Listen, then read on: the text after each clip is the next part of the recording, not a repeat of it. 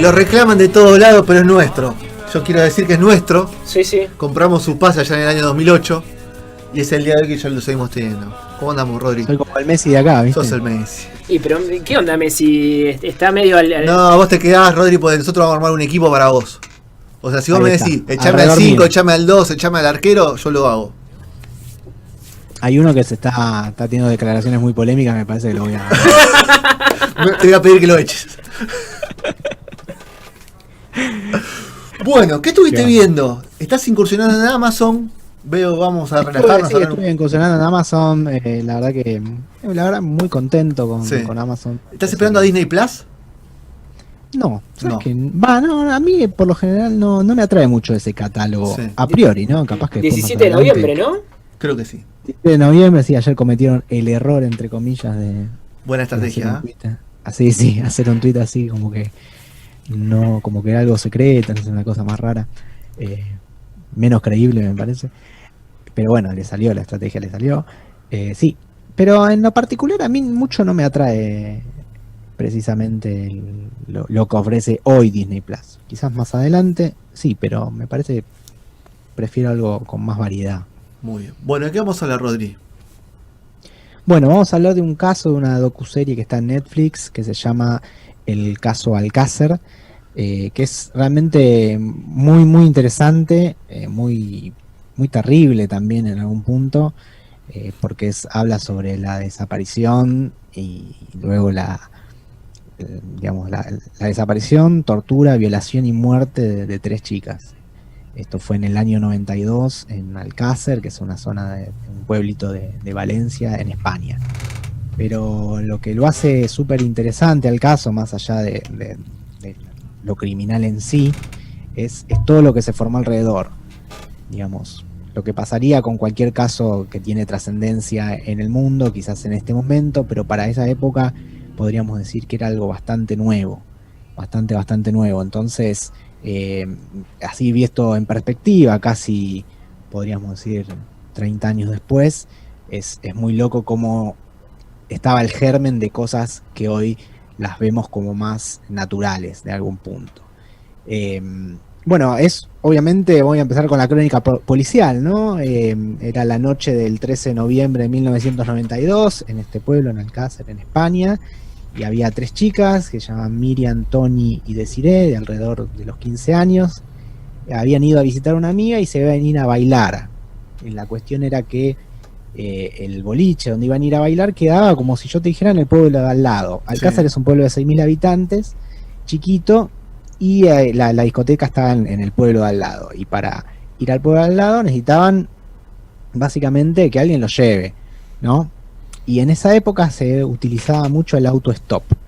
O sea, si vos querías ir a algún lado, claro, hacían dedo, y bueno, vos te subías y te llevaban cosas de pueblo, de algún punto, y de la época que estaban bien vistas o eran costumbre, ¿no? La cuestión es que hay varios testigos que dicen que ellas hacen auto-stop, que un coche blanco las para, las deja subir. Bueno, la cuestión es que las chicas no aparecieron más. Obviamente empezó la búsqueda desesperada de las 3 familias, las denuncias por desaparición, y bueno, así sin rastro prácticamente, con algunos testigos que se desdecían, empezó una especie de búsqueda mediática y por toda España, ¿no? A través de todo el país, donde el padre de una de ellas, Fernando García, podríamos decir que se pone a cuesta, se pone al hombro toda esta cuestión de enfrentar a las cámaras, de dejar que el caso no muera, por decirlo de una forma. Empezar a visitar a los medios, empezar a ir a toda entrevista que se le presentara, para que, bueno, obviamente tenés un hijo desaparecido, lo que querés es que aparezca de alguna forma. Tal cual. Y bueno, obviamente esto hizo que los medios obviamente le presten mucha atención. Y además de por sí era algo muy loco. Podemos sembrar una especie de paralelismo aquí en Argentina, como lo que sucedió con el caso María Soledad, ¿no? digamos, para la época, María Soledad fue en el año 90, esto fue en el año 92, pero digamos tuvo una repercusión así gigante en España, sobre todo porque este hombre no dejó nunca que, digamos, quede en el olvido. La cuestión es que pasaron un montón de días, precisamente 75 días, o sea, ya había cambiado el año, y en enero, el 27 de enero de 1993, en un paraje que se llama La Romana, a unos 25 kilómetros de la ciudad de Alcácer más o menos, encuentran un cuerpo. En realidad encuentran una mano con un reloj saliendo de la tierra prácticamente, Sí. una mano ya prácticamente esquelética, y bueno, ahí empiezan a remover y bueno, encuentran los cuerpos de las 3 chicas. Obviamente tremendo, ¿no? Terrible todo. Y bueno, ahí empiezan obviamente las conjeturas, la actuación de la policía, las pistas. Y pasó algo muy raro porque en ese paraje que era realmente desolado, donde con mucho viento, prácticamente como si fuera no una montaña, pero un monte, algo realmente muy, muy desolado, aparece una receta médica con el nombre de una persona y ahí, bueno, toda hecha pelota, ¿no? Digamos, imagínate Sí. un papel que estuvo, por ejemplo, por decir algo, ¿no? Muchos días al aire libre se deshace, pero bueno, se podía leer el nombre de una persona, de apellido Ricard, y a partir de ahí, perdón, de apellido inglés, y a partir de ahí, bueno, en busca de quién era esta persona. La policía llega a la casa, se dan cuenta de que la persona que estaban buscando en realidad estaba ahí, pero pero el posible acusado de todo esto era realmente el hermano que se hacía pasar por él y se escapa. Un tal Antonio Anglés se escapa y no lo logran agarrar. Pero sí agarran a una especie de compañero, compinche que tenía él, que se llama Miguel Ricard, que obviamente la policía lo mete preso y a partir de ahí empiezan, digamos, las conjeturas, las confesiones y todo el caso más judicial, por decirlo de una forma. Este Miguel Ricard aparentemente confiesa que, bueno, las chicas fueron, como dije en un principio, raptadas, violadas y asesinadas, de un tiro en la cabeza cada una.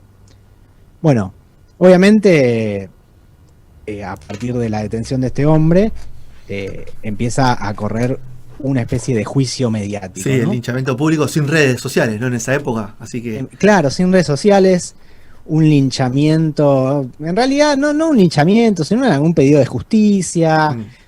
Se le ponía el micrófono, por decirlo de una forma, a cualquiera en la boca y sobre todo a los familiares involucrados, amigos, y obviamente imagínate qué podían pensar, ¿no? O mejor dicho, expresar en ese momento a todas las familias y amigos dolidos. Enseguida empezó el rumor, mejor dicho, el rumor no, el fantasma, por decirlo de una forma, de la pena de muerte, la exigencia de penas más severas, obviamente. Y bueno, medio que se descontroló, pero hubo 2 programas mediáticos, o sea, 2 programas periodísticos que hicieron como una especie de talk show o reality show del día a día de estos 2 casos, con todas las investigaciones, en el cual el padre se presentaba todos los días y bueno, mostraba todas sus conclusiones, todas sus pruebas, bueno, un montón de cosas. Realmente es muy interesante todo, ¿no? Porque como los medios, el rol de los medios de comunicación como es clave para ciertas cosas, ¿viste? La condena social, cómo está el juicio real que tiene pruebas, o mejor dicho, pruebas, abogados, un sumario, y cómo está el juicio mediático que es, bueno, yo hablo, digo algo, y si lo digo mejor que el otro le gané, entonces ya puedo hacer que la gente esté de mi lado, piense lo mismo que yo. ¿Por qué habrán tomado, no? El caso Netflix fue un caso, a ver, yo no lo recuerdo, pero debe haber, en España es un caso emblemático, por lo que nos decís, Rodri. Sí, en España es un caso emblemático que obviamente dominó las pantallas durante ese año. Sí. Y lo más loco que no fue, aparecieron los cuerpos, apenas detienen al acusado. Es que, bueno, este acusado en un principio dice que lo obligaron a confesar, que la policía ya tenía, mejor dicho, la Guardia Civil ya tenía toda la confesión armada, que él la tuvo que firmar bajo presión. Bueno, se arman un montón de de conjeturas al respecto y de gente que se desdice y declara algo y luego se desdice. Que no dejan de ser cliché, ¿no? Este tipo de casos. Sí, no deja de ser cliché. Lo que muestra esta serie es básicamente, bueno, no es lo mismo, obviamente un montón de material de archivo, Sí. pero también tiene muchos testimonios de lo que es estos protagonistas, ¿no? El padre de la chica, Fernando García, el que se hizo cargo, el padre de Miriam, que se hizo cargo de la investigación, o mejor dicho, de la investigación más mediática y también digamos, que fue como la cara de alguna forma de la lucha de los padres. Y luego también la de los forenses que participaron, los periodistas que se prestaron a cuestiones que iban más allá del morbo, que era ya una pornografía del hecho o del dolor en sí mismo, algo bastante complejo que lo van a poder ver en estos 5 capítulos. 5 capítulos. De una horita, ¿no? Son siempre 45 minutos, 50. Sí, exactamente, sí, muy, muy interesante. Hay un montón que están buenísimas. Netflix creo que encontró ahí un nicho que le está quedando muchísimo mejor. Mirá, nosotros somos fanas de HBO, pero me parece que le queda muchísimo mejor este nicho a Netflix. Sí, yo no sé si ahí hay una curaduría realmente o simplemente compran el contenido. Pero están muy bien tratados porque son formas diferentes de contar. Sí. Tal cual, no es la primera vez que hablamos de una docuserie en Netflix que nos deja pensando, por lo menos. Yo estoy viendo una de Malcolm X que no me cuenta qué pasó con Malcolm X, sino que es un afroamericano del Islam también que le disparó. ¿Qué pasó con Malcolm X? ¿Por qué lo mataron? ¿Quién lo mató? Y él encara toda una investigación en la actualidad y va a buscar las fuentes así que están vivas, y a partir de ahí cada capítulo va desgranando la relación de Malcolm X con diferentes actores de la sociedad. Y es una docuserie también de 6-7 capítulos. Claro, o sea, no es que me cuenta que un documental de Malcolm X me pone los discursos y va, sino que es otra forma de contar la historia. Otra forma de contar la historia. Sí, realmente a mí el documental es increíble como en todos sus géneros, digamos, ¿no? Como se ha desarrollado en los últimos tiempos. Creo que es el que mayores innovaciones tiene, ¿no? En todo sentido. Entre los realizadores, pasó de ser un género aburrido o considerado por el gran público como aburrido, a ser realmente entretenido, mega informativo y que sirve como archivo de la memoria de mucha gente en este caso, ¿no? Me parece muy, muy importante el rol de los documentales, y sobre todo en este formato serie, porque antes, había un documental, duraba, no sé, 45 minutos, pum, y es como que no daba para mucho más, ¿viste? Una película, pero ahora es como que se le da espacio, se le da el tiempo que necesita para poder desarrollar las ideas que los productores, los guionistas, los directores quieren. Entonces me parece muy interesante. Me parece que es al igual que a veces o mucho tiempo dije que la mejor adaptación de un libro quizás es una serie en vez de una peli, tal cual, la mejor adaptación de un caso me parece que hoy por hoy es una serie y no una película. Pero además, o sea, la clave está en haberlo cinematografiado, ¿no? A lo que es el tema documental, o sea, extraerlo de lo que era Discovery y History Channel, o sea, todos esos canales, o sea, lo traspasaron a todas, no sé, a Netflix, a Amazon, o sea, donde es más entretenido, donde hay mejores directores y donde hay, no sé, formas más fáciles de llegar. Es muy loco cómo fue evolucionando la relación del documental con los canales de documentales y con estos nuevos monstruos del streaming que generan contenido, ¿no? Porque el documental era algo más serio, por decirlo de una forma, algo solemne, serio, como te decía antes, entre comillas, aburrido, y después los canales evolucionaron, ya sea Discovery, ya sea Nacho, a un formato más popular, por decirlo de una forma, más para el... Sí, más reality por un lado. Me parece que se ha desdibujado mucho el documental en esos, más de la teoría, de las teorías locas que la realidad más cruda, ¿no? Y en estos casos, en el caso Alcácer, o como vimos en otros en otros episodios de mi columna, como el caso de Jeffrey El de Madeleine Epstein, McCann. Madeleine, claro. la de Madeleine, cómo digamos, el periodismo de investigación tomó este tipo de producciones para manifestarse o para desarrollar sus historias, y no tanto de la mano de lo que serían los productores naturales de documentales, que eran en su momento los canales de material documental, básicamente, Bueno, ya sean HBO, bueno. Discovery, bueno, hay varios, ¿no? Así que es muy, muy interesante. Como El caso sucede. Alcácer. Así. Volviendo al rápido. caso Alcácer, Dime. es impresionante cómo con el tiempo cualquier historia de estas ves más o menos los mismos patrones, ¿no?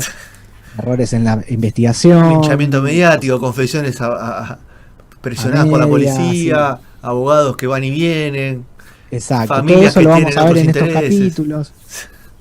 Hay un montón de cosas.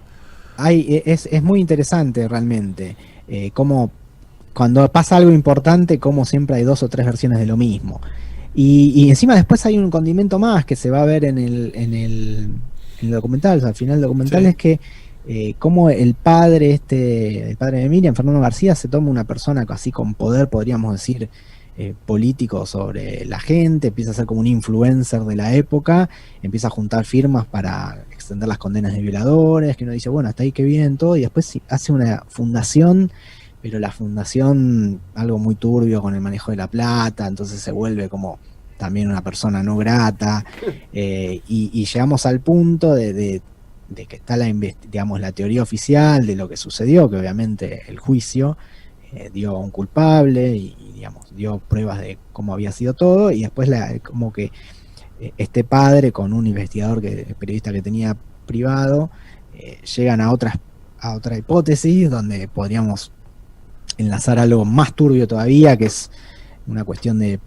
altos poderes de España y las películas snuff, que no sé si saben que son esas películas ilegales donde se tortura y se mata gente de verdad. Entonces llegamos a esa teoría. Tremendo. No está desarrollada en el documental porque porque básicamente no cuentan con la cooperación ni del padre ni de este investigador, porque teóricamente ellos tienen un video que probaría todo esto y no lo quieren mostrar, o bueno, algo muy raro también ahí. Así que bueno, Ahí todo le para dejamos la investigar y información. verlo de diferentes aristas, ¿no? Perfecto. Rodri, muchas gracias como siempre, señor. Gracias, Ro. Vamos a cerrar este bloque. Ninjas Púrpura, aterrizaje, hay una linda nota en la nosonadasweb.com.ar, así que ahí pueden ver un montón de información también. Ya venimos con el último bloque. No sabíamos que eran covers y una gran canción que Sergio va a desmenuzar y va a desmembrar. Tremendo. Ahora a eso venimos, vamos.